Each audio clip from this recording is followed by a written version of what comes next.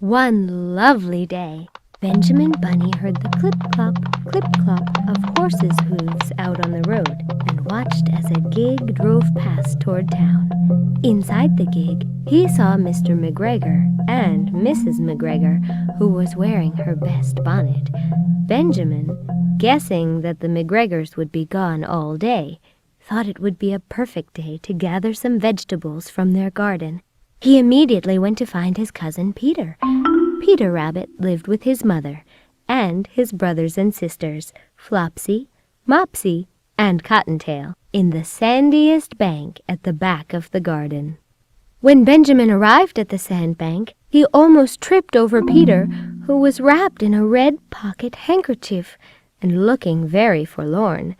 When he asked Peter what had happened to his clothes, his cousin told him all about being chased through the garden by Mr. McGregor and leaving behind his shoes and his new blue coat with the gold buttons.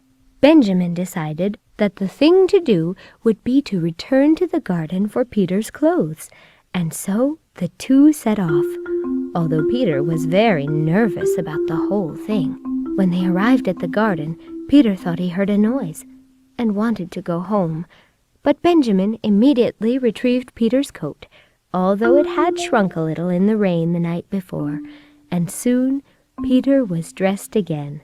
Peter wanted to leave right away, but Benjamin suggested that they gather some sweet onions in the red handkerchief as a present for Peter's mother, and so they gathered up a bunch of onions, while Benjamin munched on a crisp piece of lettuce he found.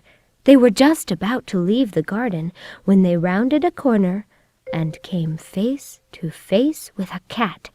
Scrambling to avoid being seen, the cousins hid underneath an overturned basket. The cat, seeing a nice sunny perch, climbed up on top of the basket and fell fast asleep. She slept there for several hours with Peter and Benjamin trapped underneath. The cousins had nearly given up hope, but just then they spied Benjamin's father through the basket. He was walking along the garden wall and searching for his son. Seeing the cat, and not liking cats anyway, old Mr. Bunny jumped down from the wall and grabbed the cat from the basket, tossing him in the greenhouse and locking the door. Then, discovering Benjamin and Peter, he gave Benjamin a sound spanking, gathered the onions in the handkerchief, and the three set off toward the sandy bank. When they arrived back at Peter's house, his mother was not even angry because she was glad to see that Peter had retrieved his new coat and shoes. She hung the onions up in the kitchen ceiling, and they all enjoyed a pleasant supper.